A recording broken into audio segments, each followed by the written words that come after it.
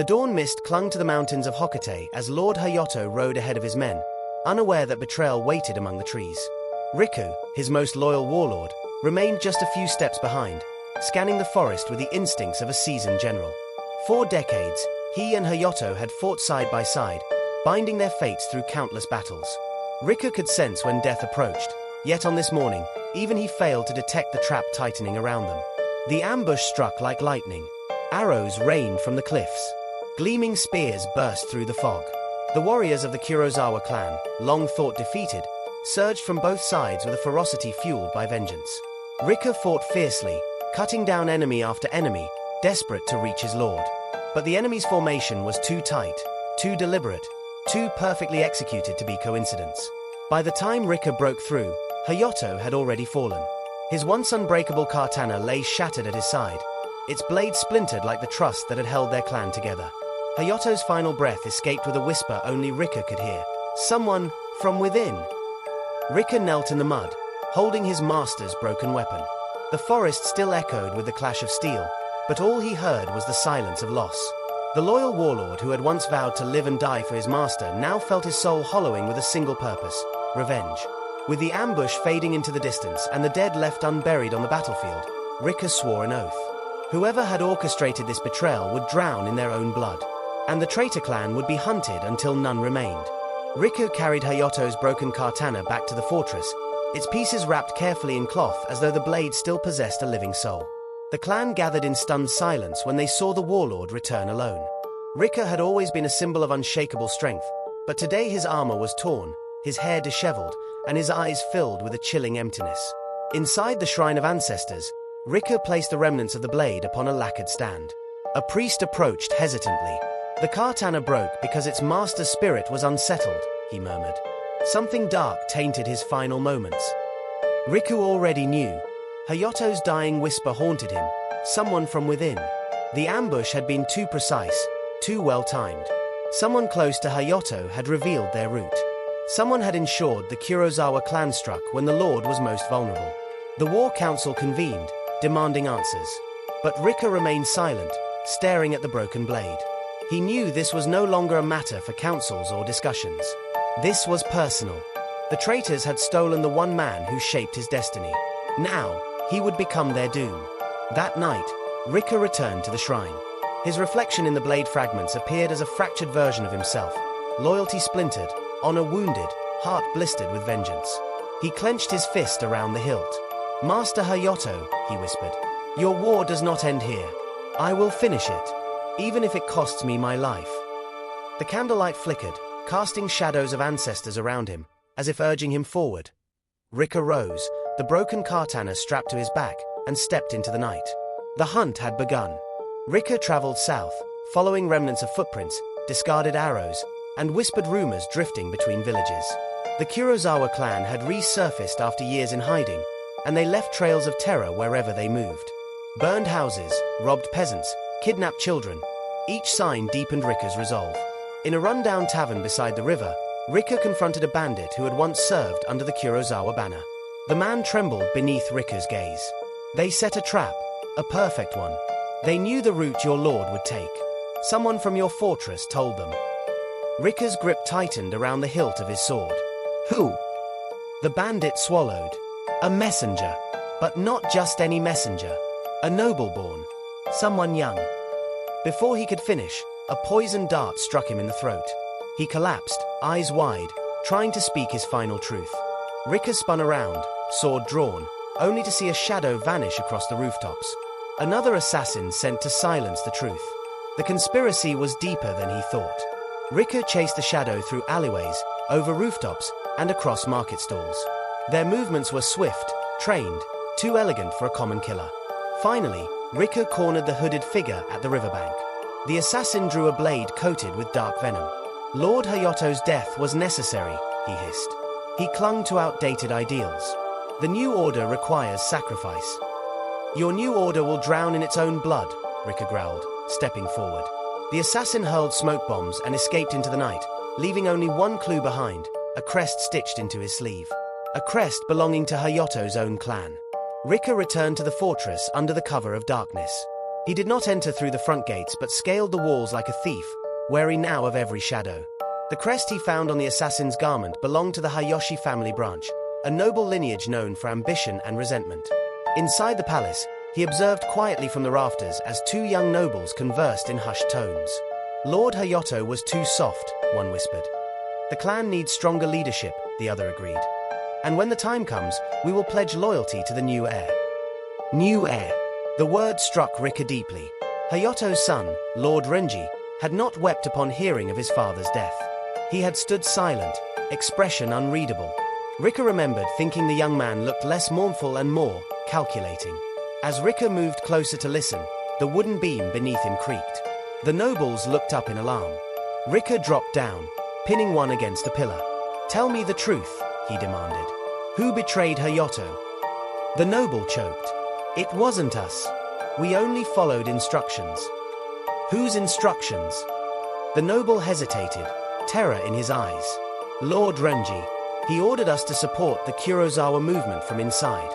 He wanted his father gone." Rika's breath froze. Master Hayato's son, his own blood, had helped orchestrate the ambush.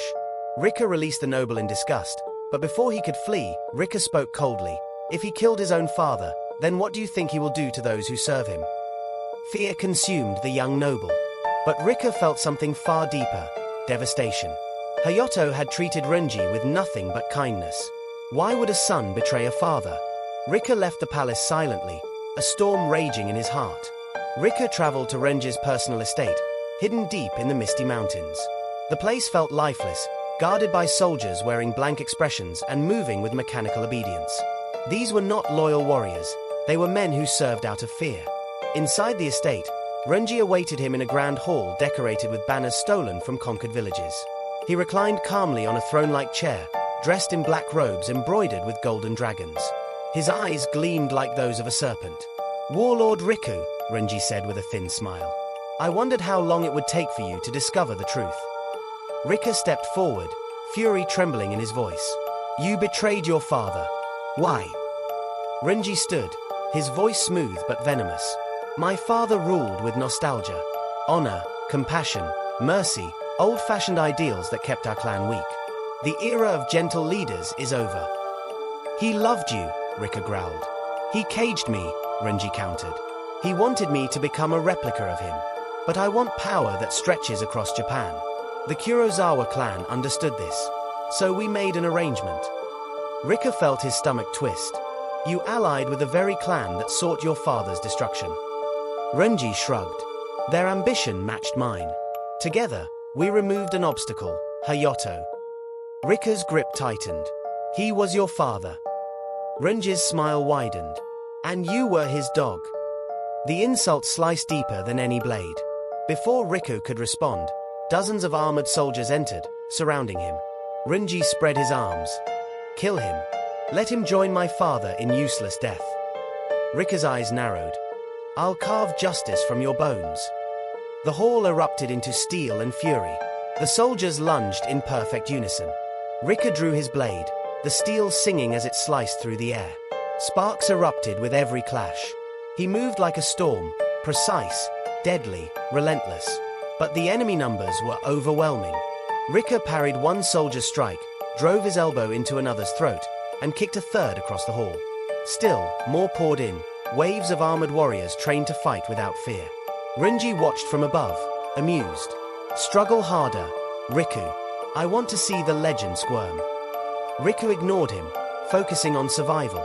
He cut down two more enemies, but then spears cornered him from both sides. He was forced backward onto a balcony overlooking the valley. Flames suddenly erupted below. Renji had ordered the courtyard torched to eliminate escape routes. "You cannot flee," Renji called out. "You cannot win. Your time has passed." Rika spotted only one possible path, the wooden beam holding the balcony. With one swift slash, he cut through it. The structure collapsed beneath him, sending him crashing several levels down into a water reservoir. Soldiers rushed to the edge, but the smoke and fire blocked their view.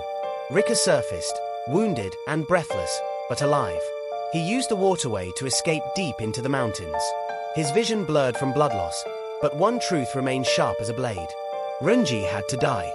Hayato's son had poisoned the clan, corrupted its future, and stained its honor. Riku would not just avenge his master. He would save the entire region from Renji's rising tyranny. As night fell, Riku collapsed beside an abandoned shrine, his body trembling but his spirit unbroken. The path of vengeance was clearer than ever. Riku awoke at dawn to find himself tended by an elderly monk named Shunsei, guardian of the forgotten shrine. The monk placed healing herbs on Riku's wounds and spoke gently, though his eyes carried deep wisdom. "You carry the weight of many ghosts," Shunsei murmured. Riku nodded. "My master was murdered. His son betrayed him. I must end this." Shunsei sighed. Revenge is a double-edged blade. It gives purpose and steals peace. Riku looked away. Peace died the day Hayato did. The monk didn't argue. Instead, he led Riku inside the shrine where ancient scrolls detailed long-forgotten martial arts. If you wish to face Renji, you must be stronger than ever before. The art of Kogarayu, the shadow dragon style, may give you the edge. Riku trained for days, practicing swift footwork, deceptive strikes, and techniques that manipulated shadows to confuse opponents. His body healed, his mind sharpened, and his resolve hardened into steel. One night, a group of refugees arrived at the shrine, survivors of Renji's growing rule. They knelt before Riku. "You were Lord Hayato's right hand," a woman said. "Help us stop his son. We will follow you." Riku studied their faces: warriors, farmers, children, families displaced by Renji's ambition. They weren't soldiers, they were victims. But their courage stirred something inside him. He nodded. "If you stand with me, I'll stand with you." A new force was born that night, not a clan, but a rebellion built from loyalty, pain, and hope. Together, they would challenge Renji's rising empire. Riku strapped Hayato's broken katana to his back and vowed, "For my master, for his people, Renji will fall." Renji seized control of the capital with ruthless efficiency. Temples were burned, noble houses disarmed, and any who opposed him disappeared without a trace.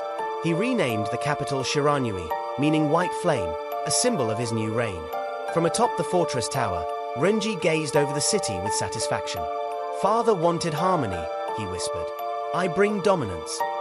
But whispers of rebellion grew daily, circulating like sparks in a forest. Rumors of a warrior who survived Renji's execution attempt.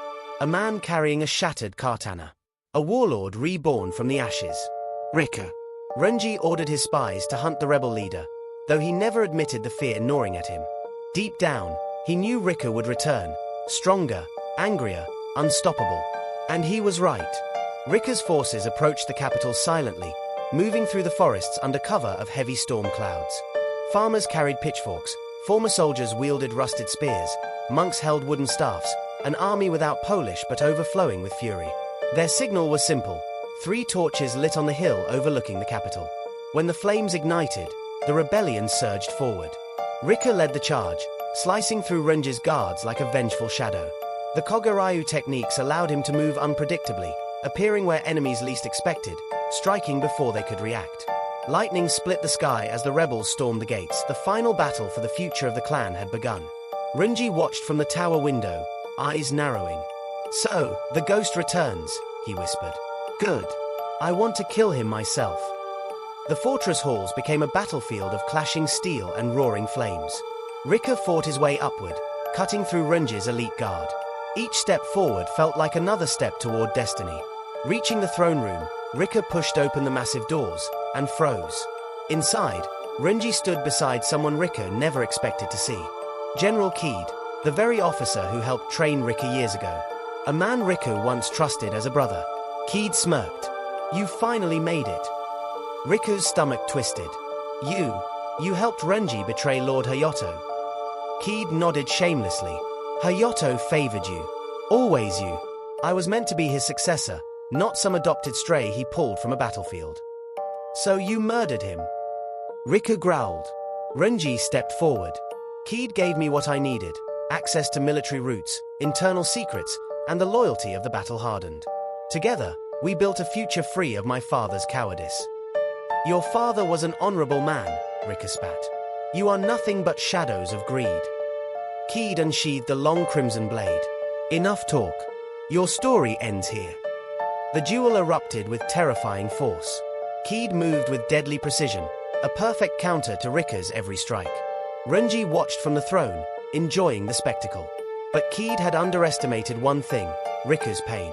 With a roar fueled by memories of Hayato and everything that had been stolen from him, Riku unleashed the full power of the Shadow Dragon style. His blade blurred into darkness, overwhelming Kid's defenses. A final strike cut through Kid's chest.